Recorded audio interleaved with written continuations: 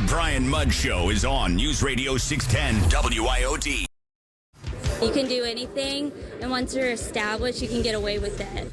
Banana on the wall, you can make a lot of bananas with it. Many believe this more appealing piece at a ripe $120,000 represents the art world and its gaping wealth inequalities. It's mocking the art world. That's what Maurizio Catalan does. That was a CNN piece. I like that. Their angle on that story is wealth inequality through art. Okay, fine. Remember that? Remember Art Basel a few years back? The banana taped to the wall. We had some fun with that one. Pretty remarkable when you tape a banana to a wall and sell that thing for $120,000. Anyway, this one caught my attention because guess what? The banana, it's long gone, but it is in the news. Why? Well, could there have been a violation in play there? Joining us to talk about it is South Florida's own, the patent professor, John Rizvi, joins us again. What's going on here?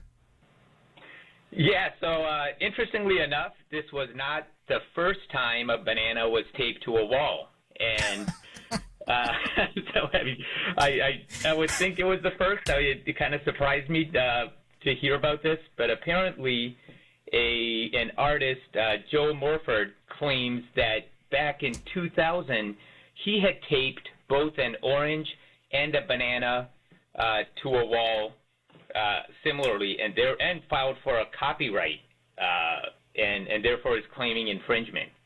No kidding. I mean, there are no new ideas. At the point where you tape a banana to the wall and that's been done and copyrighted, there are no new ideas. So, John, I mean, what's the deal here? Is there any kind of legitimate claim, or is this just somebody looking for some attention? Yeah, so, no, there absolutely is a legitimate claim. Copyright law has a very low threshold for originality, and that's why photographs are copyrightable. Like there's, obviously the Eiffel Tower, for example, any buildings, any structures. There are thousands and thousands, millions of people taking photographs, but each one has a sufficient originality to be copyrightable. Like there's the different angles, the sun, the lighting, all of these things make a difference.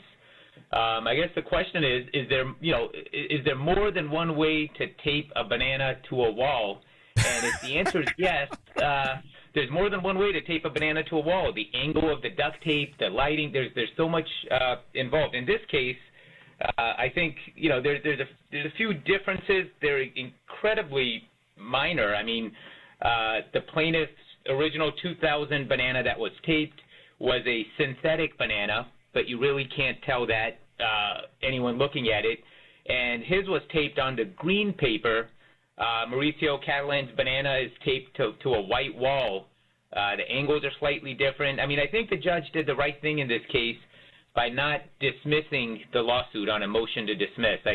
Regardless of what we think about this in terms of art, I think the plaintiff is entitled to their day in court, at least to show that they have met the sufficient minimum originality requirement to sustain the case from being dismissed.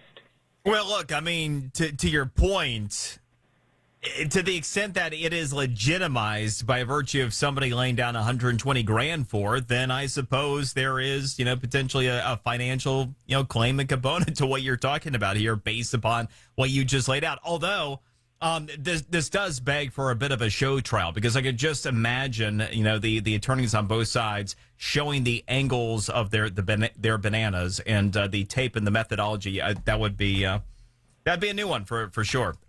It is a new one, and you know what? When there's that first sale for $120,000, it shocked the art world.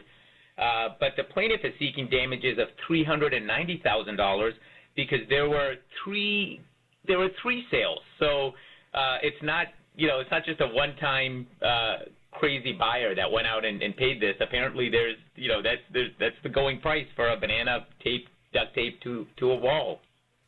And there you go. There you go. It says a lot, doesn't it? ThePatentProfessor.com. And, of course, he's South Florida's own patent professor John Rizvi. Appreciate it as always. Always a pleasure. Thank you.